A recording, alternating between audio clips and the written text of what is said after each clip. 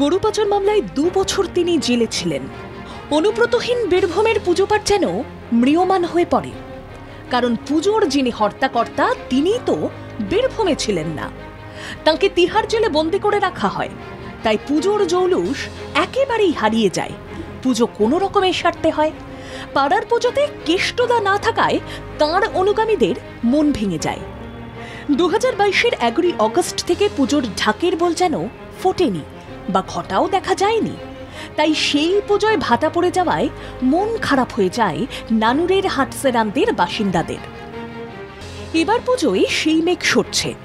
কাশফুলের দোলা, পেঁজা তুলোর মতো মেঘের আনাগোনা দেখে বীরভূমবাসী ঢাকের বলে সাড়া ফেলতে তৈরি হচ্ছে, কারণ গাঁয়ে ফিরছে কেষ্টমণ্ডল।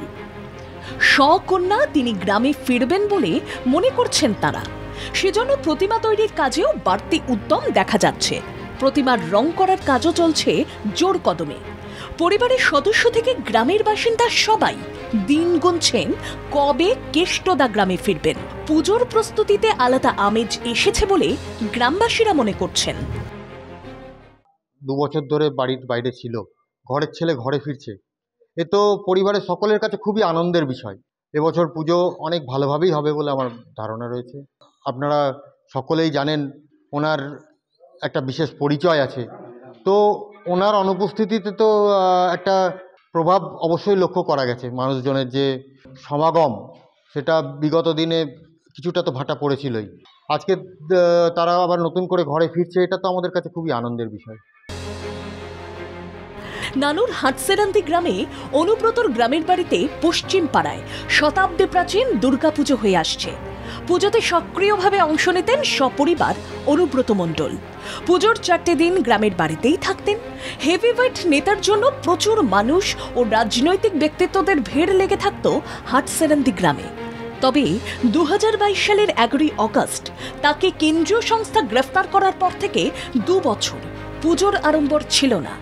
একই সঙ্গে কেন্দ্রীয় সংস্থার হাতে গ্রেফতার হয়েছিলেন অনুব্রত কন্যা সুকন্যা মণ্ডল। কিছুদিন আগে সেও জামিন পেয়েছে। আশা, এবছর গ্রামের বাড়ির দুর্গাপুজোয় আবার উপস্থিত থাকবেন কন্যা সহ অনুব্রত। সে কারণেই সাজো সাজো রব গ্রামে। ছিল না, মনটা খুব খারাপ করতো পুজোর সময়। আবার বাইরে আসবে, এবার পুজো আনবো, খুব জমজম হবে, আনন্দ হবে, মানুষের খুব ঠাকুর ভক্তি খুব। গত 2 বছর কিভাবে পুজো কেটেছে? ভালো লাগছিল না, পুজো ফাঁকা ফাঁকা লাগছিল।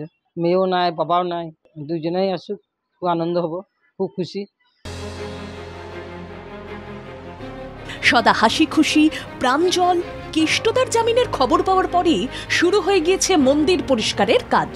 দ্রুত গতিতে চলছে প্রতিমা নির্মাণ থেকে শুরু করে রং করার কাজও। পরিবারের সদস্য থেকে গ্রামের বাসিন্দারা দিন গুনছেন তাদের ঘরের ছেলে কেষ্টর গ্রামে ফিরে আসার। সৌতিক চক্রবর্তীর রিপোর্ট, বাংলা জাগো।